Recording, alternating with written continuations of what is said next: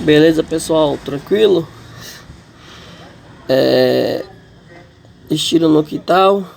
Que faz é nós. A engenharia. Nós moderna. Moderniza. Então, pessoal, é o seguinte, mano. Eu já senti um barulho no meu carro, aqui no estilo.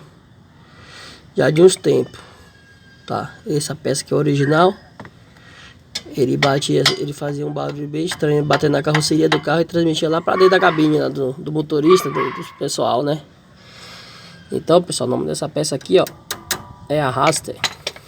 Essa de cima é o equalizador. Então, pessoal, comprei essa peça aqui no ML.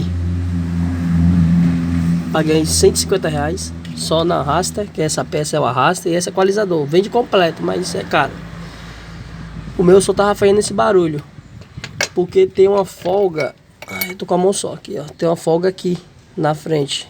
Aqui, ó, que ela trabalha com a suspensão, ó. Ela regula o freio, a frenagem, né?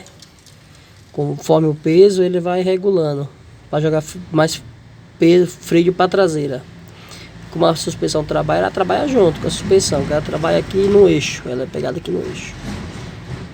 Então ela fica trabalhando conforme a suspensão, certo? O meu fazia um barulho estranho, porque ele tava com a folga, ele batia na... Ele fazia um barulho assim, ó, vibrando lá dentro do carro. Aí eu, mais de um ano procurando onde era, aí vou no mecânico, vou em outro. Engenharia que faz é nós, né, irmão? Aí eu tirei e regulei conforme o que tava original.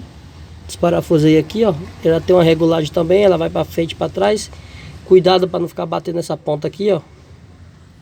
Você regular direitinho, tá?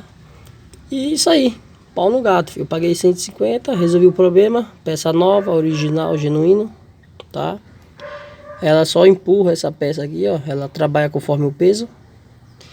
E tá aí. Espero ter ajudado quem tem estilo, tá? Quem gostou dá um like, quem não gostou não dá um like também. E eu sei que vocês vão fazer se tiver com esse problema, mas não vai dar uma curtida no bagulho pra nós.